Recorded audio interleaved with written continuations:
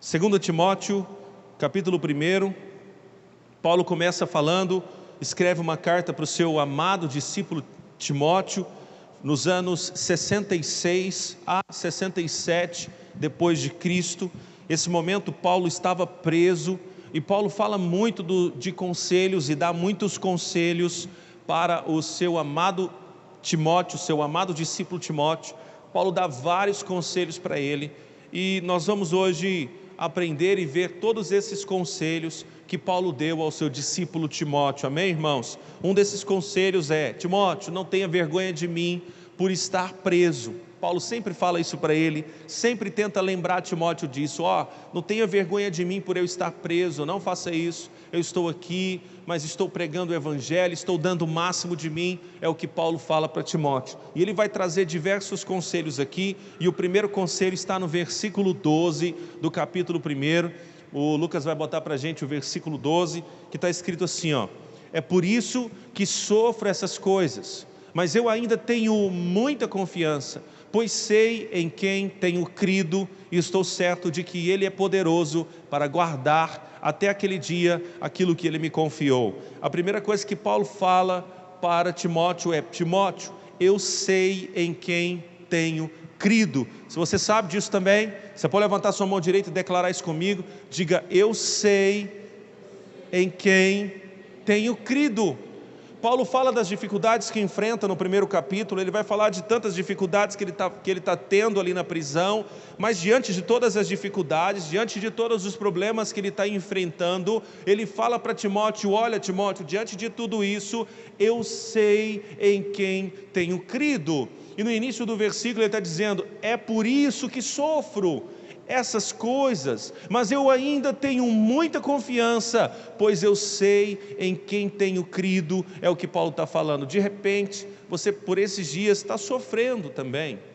De repente, por esses dias, você também tem passado por situações difíceis, por situações complicadas. De repente, por esses dias, você tem tido momentos de sofrimento na sua vida, no seu casamento, no seu trabalho, em tantas áreas. Mas Paulo está querendo dizer para nós e nos ensinar nessa noite, dizendo assim: olha, eu tenho confiança, diante de tudo aquilo que eu tenho sofrido, eu tenho confiança. Por que eu tenho confiança? Porque eu sei em quem tenho crido. Você sabe em quem você crê, irmãos?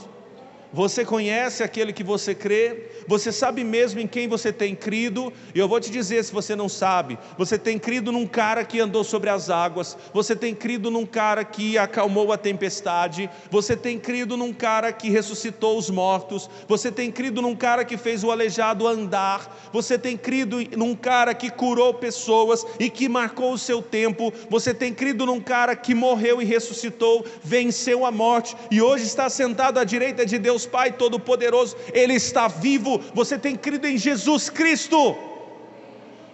Quando nós olhamos para isso e começamos a lembrar quem é Jesus, quem é o cara que nós cremos, quem é o cara que nós acreditamos, eu vou dizer para você, Ele é muito grande.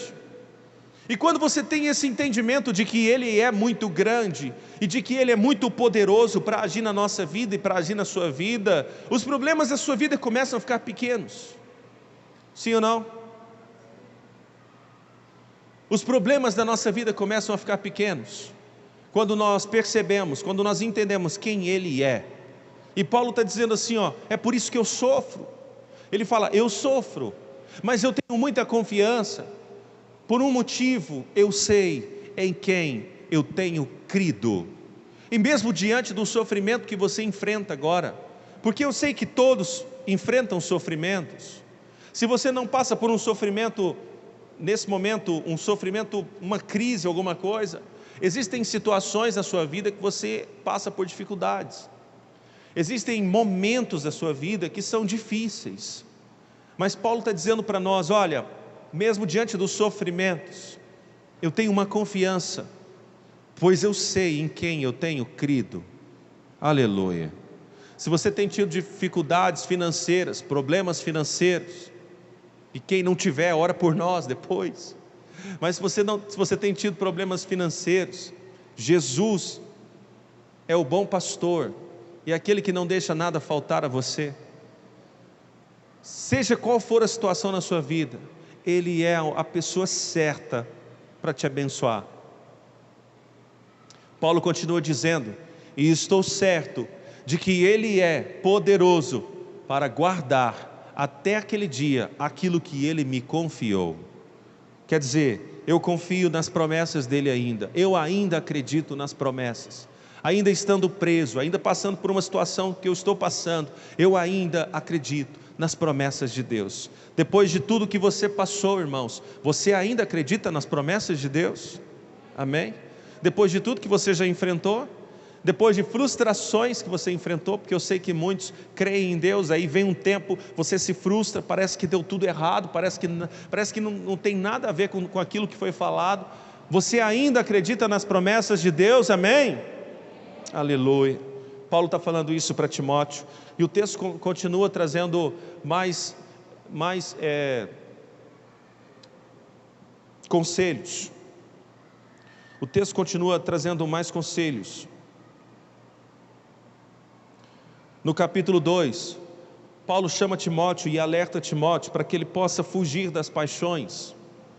No versículo 22, capítulo 2, versículo 22, acompanha comigo.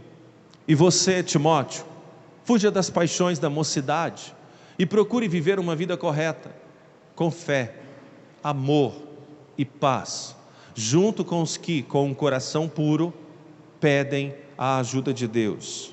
Ele olha para Timóteo, ele escreve para Timóteo. Eu fico imaginando Paulo escrevendo isso na prisão, depois mandando essa carta. Quando essa carta chega para Timóteo, Timóteo abre a carta e começa a ler. E você, Timóteo, fuja das paixões da mocidade. Por que mocidade? Porque era jovem. Timóteo era um pastor jovem, era um jovem pastor. Era um jovem pastor que Paulo o ajudava, que Paulo discipulava. E aqui ele fala assim, fuja das paixões da juventude e procure viver uma vida correta. A primeira coisa que Paulo fala para Timóteo, e ele está falando para mim e para você também, diga comigo, eu preciso, fala forte, diga eu preciso viver uma vida correta. Paulo chama a atenção de Timóteo, dizendo, Timóteo, viva uma vida correta. E como é a vida que você tem vivido nesses dias? Mas Deus está te chamando para você viver uma vida correta, uma vida seja uma pessoa honesta, seja alguém honesto, seja alguém correto nas suas atitudes, correto nas suas ações. Ele continua com fé, diga com fé. Quem tem fé aqui, fala amém. E o que é fé então? Fé é a certeza das coisas que não se vê e a convicção das coisas que se espera. A Bíblia diz que fé é a certeza daquilo que eu não vejo e a convicção daquilo que eu espero. Quer dizer, eu tenho uma certeza de uma coisa que eu nunca vi na minha vida ou que eu não vejo, porque a fé não é uma coisa, a fé não é um negócio que você pega, a fé não é isso, a fé é uma certeza na sua mente, uma convicção. E aí ele está falando, viva com fé, viva na certeza de coisas que você não vê e tenha convicção daquilo que você espera, das coisas que eu espero de Deus. Eu preciso viver a minha vida com fé. Diante dos dias que nós estamos passando, o mundo nos envolve tanto que a gente para de viver uma vida com fé. E a Bíblia diz que o justo viverá pela fé. Fé, acreditando, crendo numa vida melhor, crendo numa coisa que de repente você não vê. Eu me lembro quando eu comecei a buscar a Deus, eu não era pastor, eu não era líder de célula, eu não tinha discípulo nenhum. Eu me ajoelhei na sala da minha casa e comecei a orar, porque eu sempre tive a prática de me ajoelhar de madrugada para falar com Deus, para orar. E eu me lembro naquele tempo que eu me ajoelhei, busquei o Senhor e disse para Ele, Deus, eu preciso que o Senhor faça algo na minha vida, porque eu quero ser pastor, eu quero viver a minha vida intensamente para as coisas do Senhor. E eu me lembro que Deus me mostrou Isaías 54, e Deus fala comigo pela palavra de Deus, pela palavra dEle, e em Isaías 54, sabe o que estava escrito lá? Ó estéril que não deste à luz, exulta de prazer e pranto de alegria, vós que não tiveres dores de parto, pois transbordará a tua mão direita e a esquerda, e a tua posteridade possuirá as nações. Sabe o que a Bíblia está dizendo aqui? Que uma mulher estéril ia dar filhos e mais, esses filhos se tornariam uma nação. Agora me explica como uma mulher estéril pode ter um filho, e me explica como uma mulher estéril pode constituir uma nação. Fé, amém? Diga fé. Sabe o que é fé? É você acreditar naquilo que humanamente é impossível. Fé é você não acreditar, não. É você ter a certeza de que aquilo que humanamente é impossível pode acontecer. Quando você olha às vezes para uma pessoa e para outra, você olha e diz assim: esse cara não vai converter nunca, esse cara é muito duro, é muito difícil, coração de pedra. Fé é você acreditar que esse cara duro, difícil, com coração de pedra, um dia vai se derramar, vai derreter nos pés de Jesus. Isso é fé. Fé é você olhar para uma cidade como Orizona, que hoje nós estamos perdendo a nossa juventude, porque a nossa juventude vai para Goiânia para estudar, porque não tem faculdade aqui. Mas há 3 anos e meio atrás, quando eu cheguei aqui em Orizona, eu comecei a liberar uma palavra profética aqui, dizendo: as faculdades virão para cá, para que os nossos jovens não tenham que pegar ônibus para rodar 30, 40, 80 quilômetros para estudar. Nós temos irmão aqui da igreja que estuda em Anápolis, e sabe o que vai acontecer quando esses irmãos se formarem? Vão embora para Anápolis, vão embora para Goiânia, para Brasília, porque os nossos irmãos já estão indo para fora para estudar. E sabe qual foi a notícia que eu tive essa semana? Que a Estácio, a faculdade Estácio, está vindo para Orizona. Aleluia. Quem sabia disso? Quem foi? Você que me falou? Quem me falou isso? Nem lembro quem me falou isso. A Danube que me falou. A faculdade Estácio está vindo para cá. Irmãos, isso é maravilhoso, porque um dia nós cremos, amém?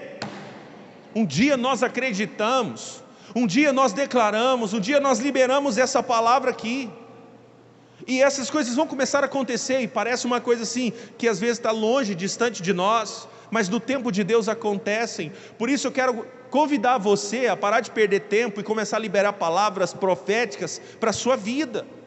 Começa a liberar palavras proféticas para a sua casa, para a sua família. Olha para os seus filhos e declara sobre a vida deles. A Manuela ama música, ela canta tudo, Manuela, papai, eu quero uma bolacha. Você quer uma bolacha, meu bem? Quero. Espera aí, papai vai pegar uma bolacha para você. Aí ela começa: bolacha, eu te amo, porque a bolacha é gostosa. Oh. Ela fica desse jeito o dia inteiro, ela canta tudo. Se eu começar a cantar uma música, ela pega o violão dela, toca tudo errado e canta, e está linda. Ela vai para o espelho e começa a cantar. Hoje de tarde ela pegou o violão e começou a cantar Galileu. Ontem nós estávamos assistindo um vídeo na TV, uma mulher começou a cantar, eu olhei para ela e falei assim: ó, tá vendo aquela mulher? Ela olhou: aham, um dia você vai estar lá. Ela ficou assim: sério? Eu falei: um dia você vai estar lá, um dia o papai vai assistir você lá, nesse show aí. Nossa, mas tem muita gente. É, isso mesmo, você vai estar lá. Comece a liberar uma palavra profética na vida dos seus filhos, irmãos. Comece a declarar essas coisas na vida deles. Comece a declarar que eles serão bem-sucedidos. Comece a declarar que a sua igreja vai crescer, que a sua igreja vai ser uma bênção. Libera palavras proféticas, porque se nós crermos, Deus vai agir, porque Ele só age se você crer. Só age se você crer. Quando os 2 cegos caminharam atrás de Jesus precisando ser curados, os 2 cegos queriam ser curados. Imagina, um cego guiando o outro cego atrás de Jesus, os 2 caminhando, Jesus ia embora. Eu acho que Jesus estava pensando assim: vamos ver até onde esses 2 cegos vão. E teve um momento que Jesus parou e falou assim: o que vocês querem? Os cegos falaram: nós queremos ver. E Jesus falou: sabe qual foi a resposta de Jesus antes de curá-los? Vocês creem? Jesus perguntou: vocês creem? Ele pergunta para os 2: vocês creem? E eles disseram: sim, nós cremos. E a Bíblia diz que imediatamente eles foram curados. Preste atenção, a pergunta de Jesus para nós é: você crê? Amém? Diante de todos os problemas que você está enfrentando, diante de todas os desejos, os sonhos que você tem, de coisas que em alguns momentos parece ser impossível, Deus está dizendo para você: você crê? Ele está querendo que você viva dessa maneira, crendo, tendo convicção. Não é aquele negócio de dizer assim: com fé em Deus vai dar certo. Não, é crer que Ele é capaz de fazer infinitamente mais do que tudo aquilo que pedimos ou pensamos, de acordo com o seu poder que opera em nós. Aleluia. O texto continua dizendo: amor e paz. Viva com amor e paz. Seja alguém amoroso, esteja em paz. Pastor, eu não consigo ficar em paz. Então eu vou te lembrar de um versículo: lançai sobre ele toda a vossa ansiedade, porque ele tem cuidado de vós. É o que a Bíblia diz para nós. Lançai sobre ele toda a vossa ansiedade, porque ele tem cuidado de vós. Jesus se apresentou como o príncipe da paz. Se você não está tendo paz nesses dias, talvez você está precisando conhecer Jesus. Eu quero apresentar o Jesus, o príncipe da paz, para você, porque mesmo que você esteja passando por tempestades, você precisa ter paz, porque você precisa ter paz diante das tribulações, por causa de Jesus. Amém, irmãos? Se você não está dormindo por esses dias, por causa de preocupações, você vai sair daqui hoje curado, no nome de Jesus, junto com os que com um coração puro pedem a ajuda do Senhor. Ele está falando mais uma coisa aqui, que talvez você não percebeu, mas ele está dizendo assim, ó: você vai viver correto, fala assim, correto, com fé, com amor e com paz. E aí ele fala assim, ó, junto com os que com o coração puro pedem a ajuda de Deus. O que ele está falando aqui agora? Que você tem que viver junto de pessoas que também buscam a Deus. É o que ele está falando para nós. Você precisa viver tudo isso, mas junto de pessoas que também buscam a Deus, que também têm o coração voltado para Deus. Se você viver a sua vida, gastar a sua vida o tempo todo com pessoas que não querem saber de Deus, já já você está sendo influenciado por eles. Já já você está vivendo aquilo que eles vivem. Já já você está falando o que eles falam. Já já você está contando as piadas deles. Misericórdia, não é, irmãos? Salmos capítulo 1 diz: não vos ajunteis na roda dos escarnecedores. Por que não se ajuntar? Porque você não faz parte dela. Você não faz parte dessa roda. Você não faz parte de pessoas como essa. Eu não estou dizendo que você não deve se relacionar com essas pessoas, porque você deve, porque você tem que ser bênção e luz na vida dessas pessoas. Mas, meu irmão, se essas pessoas apagam a sua luz, não é o lugar que você tem que estar. Eu estive numa fazenda alguns dias atrás. Eu fui chamado para participar de um evento, uma festa.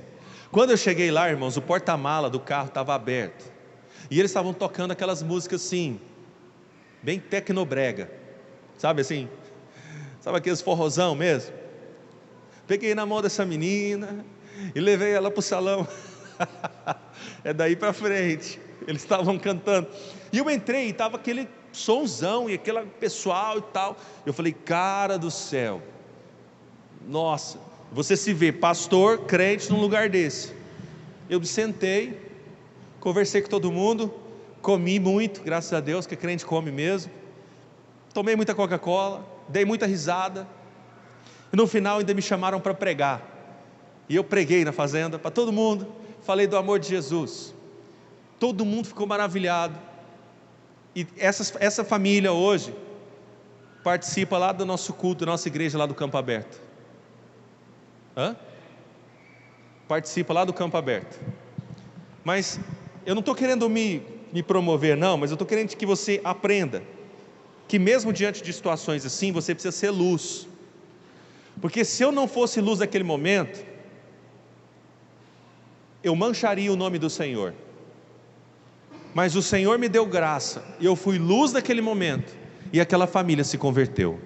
Mesmo ouvindo, peguei na mão dessa menina e levei ela para o salão. Mesmo ouvindo esse tipo de música, mesmo a festa sendo como foi. Mas se você não tem estrutura para participar, para se juntar em um evento como esse, não vá. Não vá. Quem está entendendo, diga amém. Próximo ponto, próximo conselho de Paulo. Depois que ele diz para Timóteo: Timóteo, se ajunte de pessoas que também com coração puro buscam o Senhor. Paulo começa a dizer agora no capítulo 3, no versículo 14, ele diz que Timóteo precisa ficar firme naquilo que ele aprendeu. Quanto a você, continue firme nas verdades que aprendeu e em que creu de todo o coração. Você sabe quem foram os seus mestres na fé cristã. Paulo está falando assim, ó, fique firme naquilo que você aprendeu. Os irmãos já aprenderam muita coisa aqui na igreja? Amém? Então fique firme nisso. Fique firme em tudo aquilo que você já aprendeu. Fique firme em tudo aquilo que já foi ministrado na sua vida. O que já veio sobre você? Quais foram as mudanças que já foram geradas na sua vida? O que você já mudou de um tempo para cá, porque você aprendeu? É isso que Deus está falando conosco. Fique firme nas verdades que aprendeu e em que creu de todo o coração. E você sabe quem foram aqueles que te ensinou, aqueles que foram seu mestre. Sabe, irmãos, os mestres na fé cristã, nós nunca devemos esquecer dos nossos mestres da fé cristã. Nunca devemos esquecer das pessoas que nos abençoam e que nos ajudam, que nos orientam nessa caminhada. São essas pessoas que devem receber todo o nosso respeito e toda a nossa admiração. A última vez que eu estive no canal do Bispo André, que ele me entrevistou, eu fui entrevistado, eu disse para ele, eu falei, cara, tudo que eu fiz e que eu faço é copiando você. Eu sempre copio ele. E tudo que eu tenho feito é copiando o Bispo André, porque tudo que eu aprendi foi com ele. Eu aprendi muito com ele, eu aprendi muito com a apóstola Noemi. Mas sabe quem tirou essa ideia de ser pastor em Vianópolis de manhã e ser pastor em Orizona à noite, pregar nas duas igrejas, ter uma igreja funcionando de manhã, outra de noite? Foi o Bispo André, porque lá ele era pastor do Guanabara de noite, e ele abriu uma igreja no setor oeste de manhã. Foi a partir daí que eu tive a ideia, cara, é possível, dá para mim fazer isso. Sabe o que mais? Nós estamos querendo colocar a igreja de Pires do Rio num hotel. Sabe quem inventou isso? Foi o Bispo André, porque a igreja do setor oeste em Goiânia era num hotel. Então, na verdade, eu não estou criando nada, eu não estou começando nada novo, tudo eu aprendi com o meu bispo, tudo eu aprendi com o meu mestre, o meu pastor, e eu copio tudo aquilo que ele faz. Algumas semanas atrás eu fui em Vianópolis na quarta noite, e eu visitei muitas famílias em Vianópolis, eu fui em muitas casas, eu tomei muito café, eu orei com muita gente, sabe, irmãos, eu preguei para muita gente. E hoje de manhã eu falei para os irmãos de Vianópolis, agora vocês vão, o que vocês me viram fazer, agora vocês façam. Jesus falou isso para os seus discípulos, o que vocês me viram fazer, façam, só que vocês vão fazer muito melhor agora. Foi isso que ele viu. Agora, irmãos, o que você está vendo sendo feito nessa igreja? O que você já viu feito nessa igreja? Será que é digno de respeito, pelo menos? Eu quero que você eu quero que você produza isso.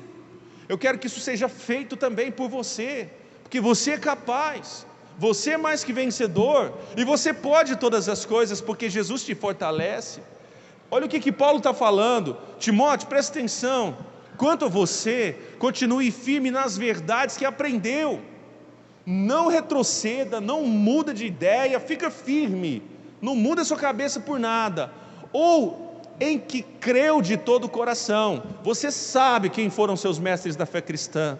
Paulo chama a atenção de Timóteo, não esqueça quem foram aqueles que te ensinaram.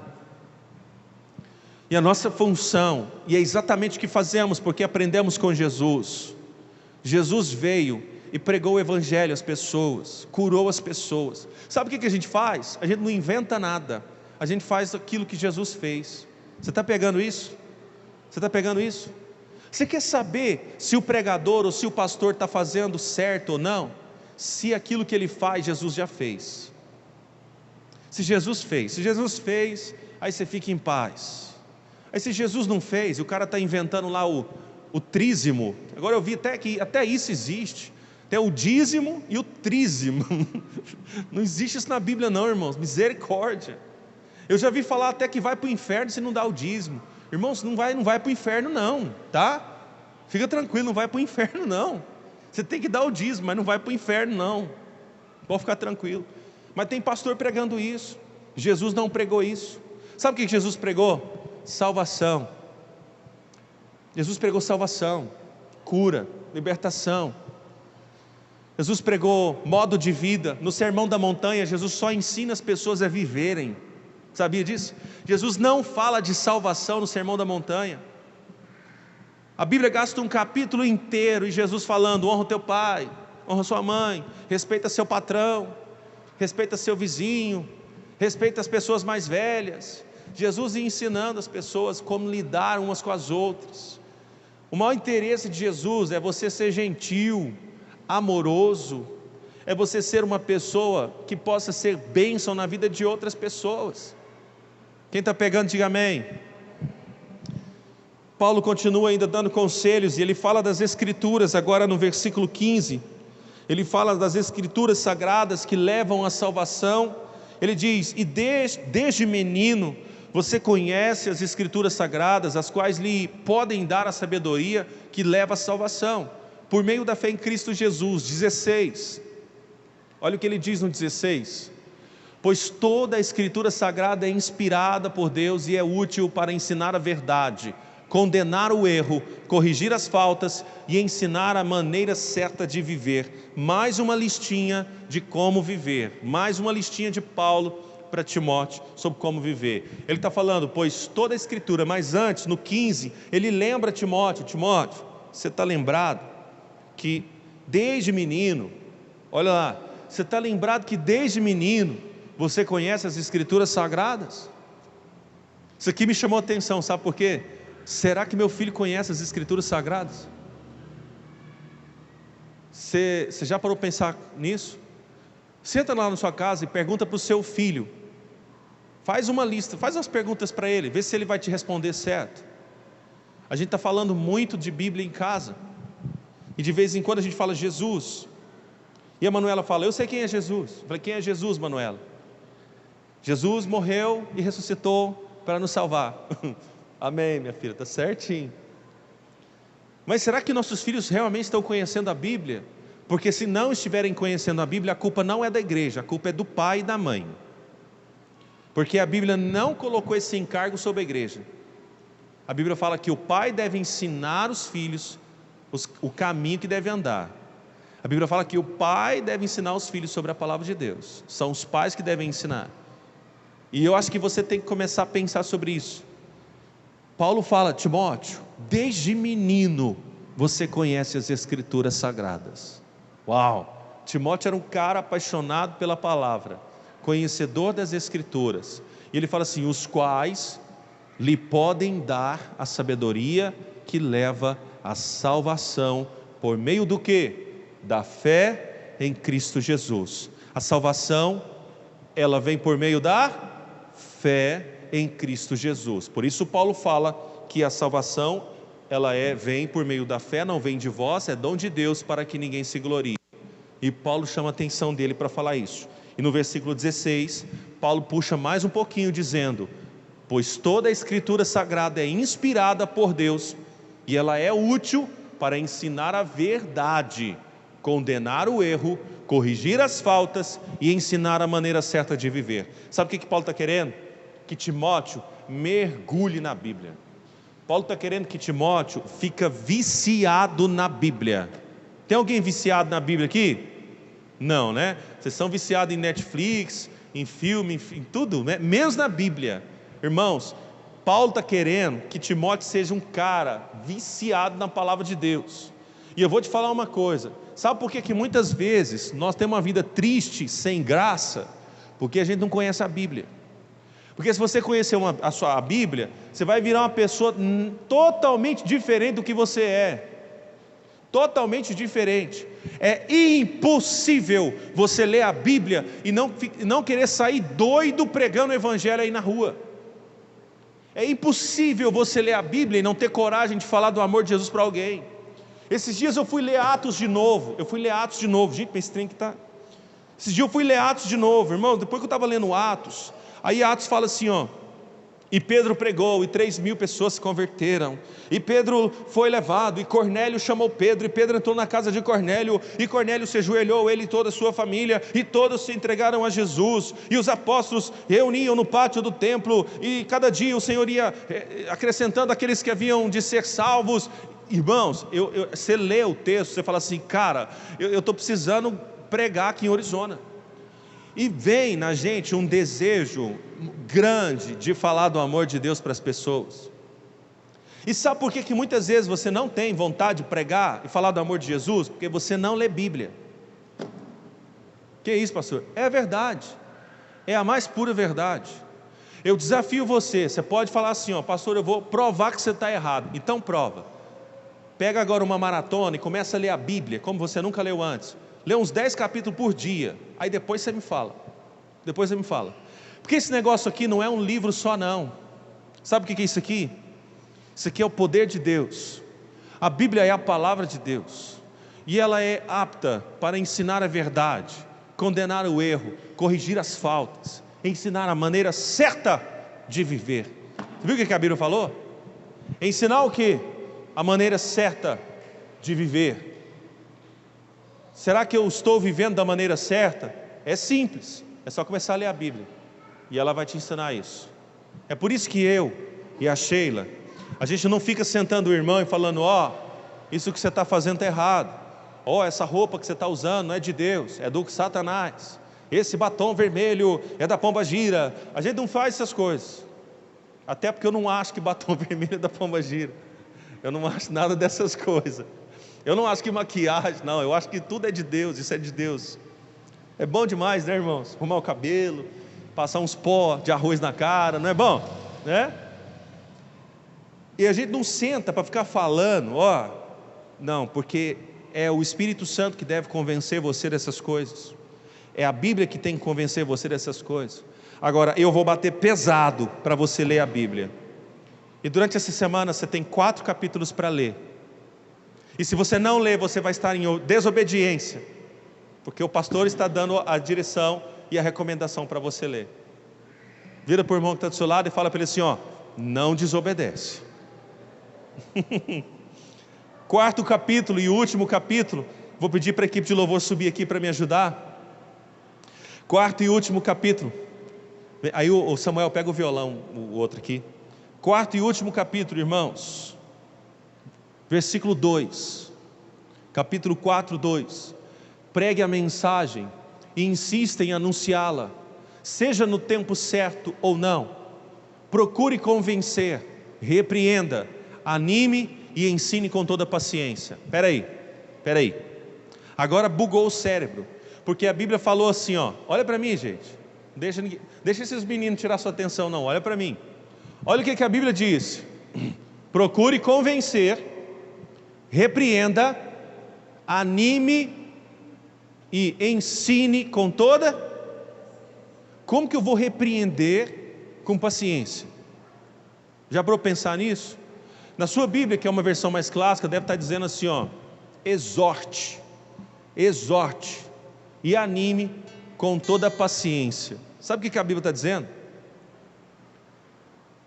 Repreender ou exortar é o mesmo que animar, é o mesmo que trazer ânimo ou levar ânimo. E por isso que ele fala assim, ó, anime e ensine com toda paciência, porque o evangelho tem que ser ministrado com paciência, com amor.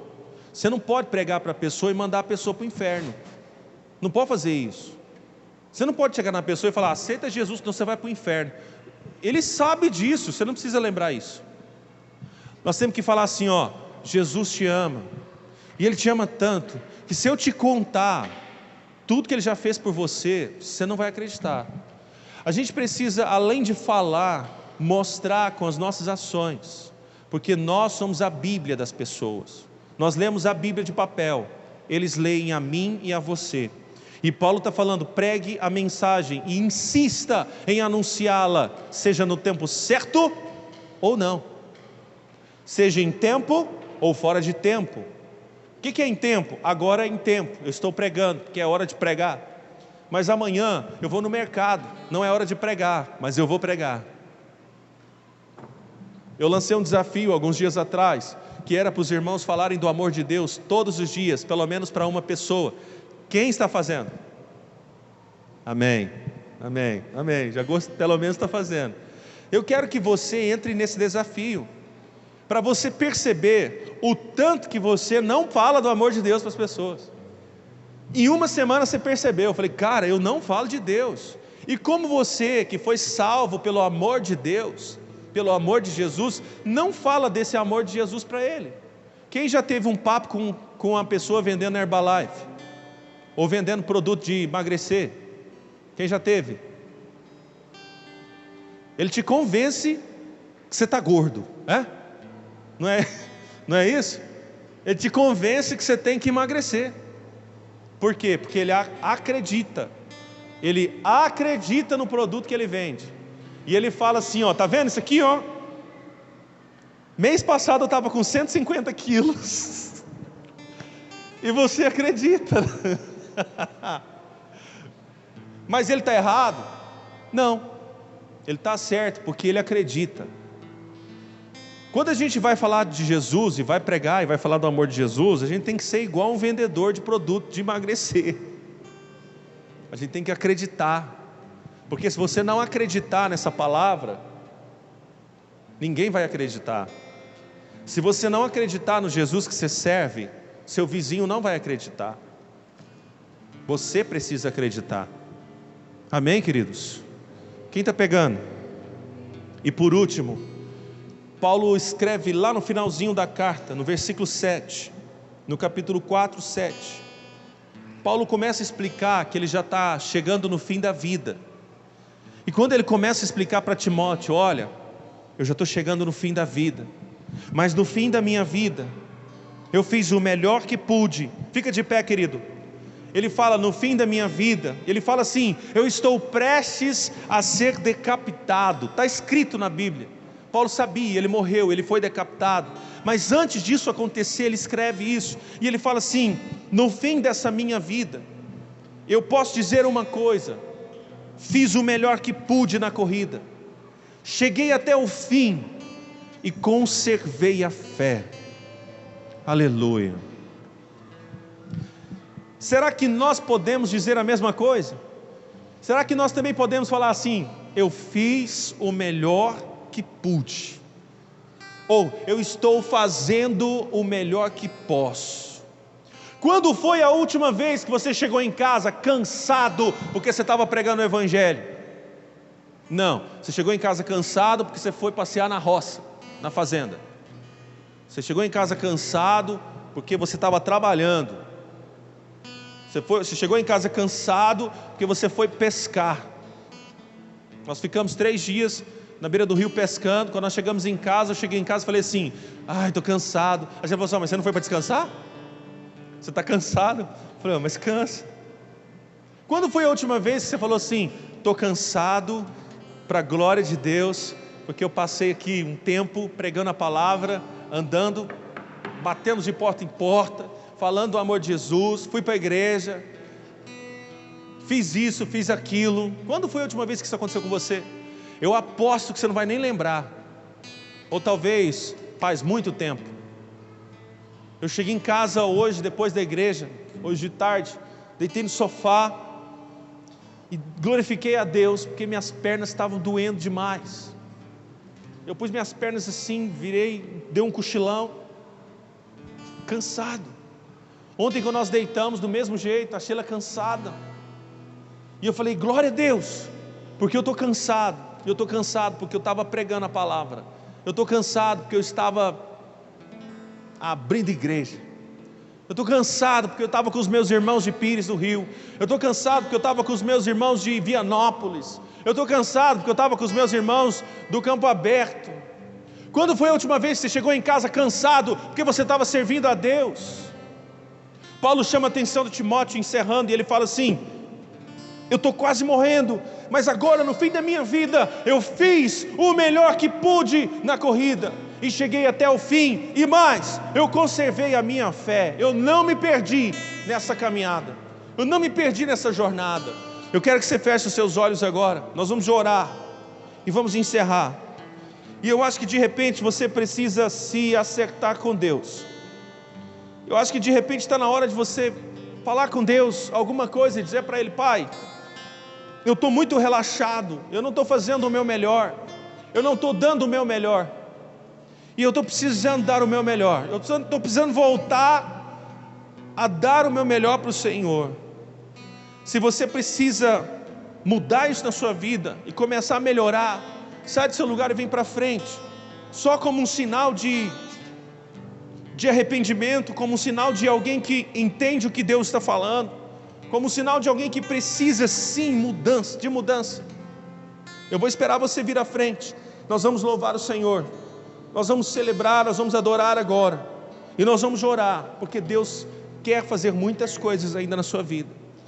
Você precisa voltar o tempo onde você vai andar e caminhar, fazendo a obra de Deus.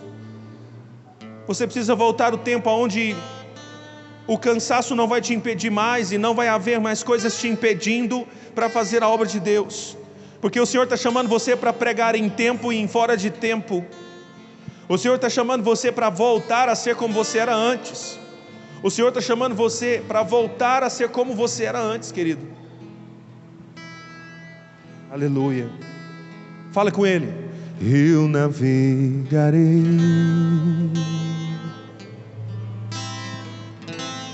o oceano do Espírito,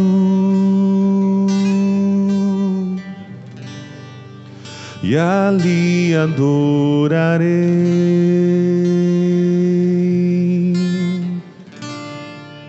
ao Deus do meu amor.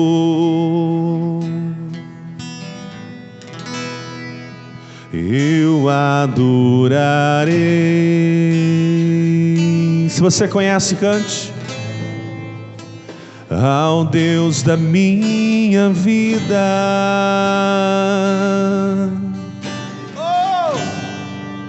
que me compreendeu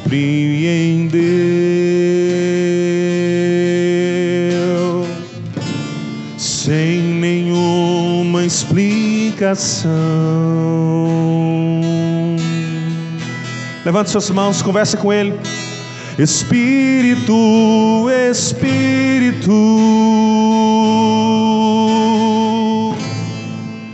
que desce como fogo, vem como em Pentecoste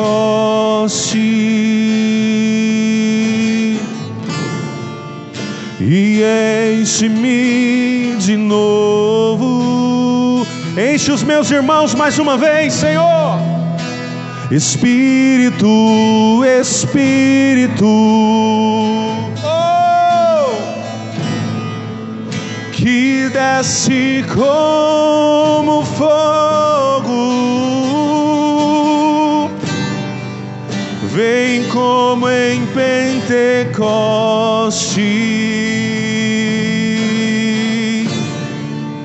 e enche-me de novo. Senhor, começa a encher os meus irmãos, aqueles que pregavam a sua palavra com alegria, com força, com vontade. Começa a encher os meus irmãos mais uma vez. Começa a enchê-los do teu Espírito Santo poderoso. Começa a levantar a sua igreja nesses dias, como antes, uma igreja vibrante, uma igreja poderosa, uma igreja que não se amedronta, uma igreja que não se acovarda, uma igreja que arrisca a vida por amor ao Senhor, uma igreja que vive a tua palavra, uma igreja que vive a tua vontade, uma igreja que faz a vontade do Senhor. Deus, começa a acordar os meus irmãos de madrugada para orar mais uma vez. Começa a levar os meus irmãos a fazer jejum. Começa a levar os meus irmãos a buscá-lo na palavra. Começa a levar os meus irmãos a fazer a vontade do Senhor. Deus, começa a restaurar ministérios. Começa a restaurar ministérios, chamado. Começa a levantar missionários, profetas, pastores. Começa a levantar, Senhor, homens de Deus, mulheres de Deus nesse lugar. Começa a gerar filhos nessa casa. Começa a gerar filhos nessa igreja. Discípulos. Restaura a paixão pelas almas. Restaura a paixão pelas vidas. Restaura a paixão por discípulos. A paixão por células. Quantos lideravam célula nesse lugar e perderam a motivação, perderam o ânimo? Levanta os meus irmãos, Pai. Levanta, Deus. Espírito, Espírito,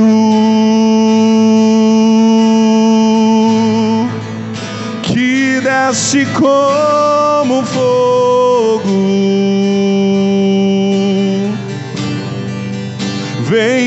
como em Pentecostes. Enche-nos, Senhor, de novo, diga para Ele. E enche-me de novo, enche-me, Deus, Espírito, Espírito, que desce como fogo, vem como em Pentecostes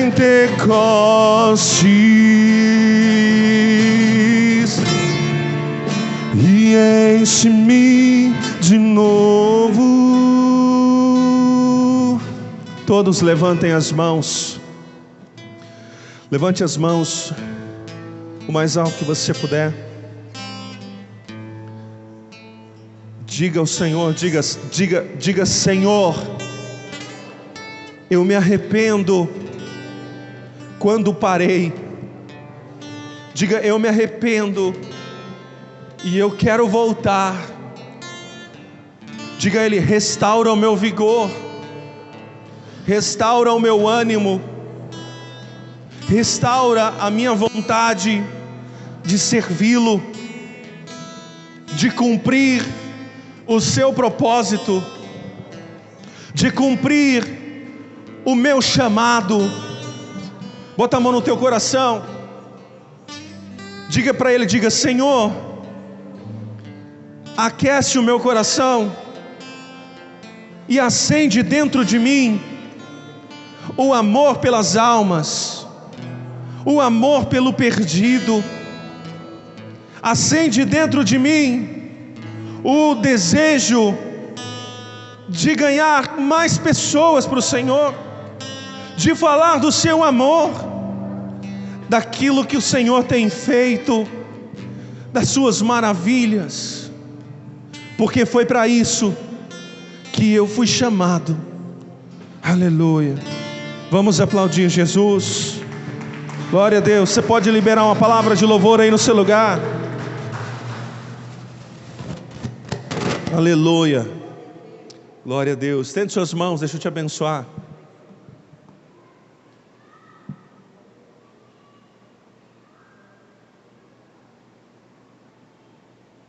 Amém. Estende as mãos, deixa eu te abençoar. Que a graça e a paz do Senhor e a consolação do Espírito Santo seja com todos vós. Todos digam amém. Deus abençoe, querido. Excelente semana para você.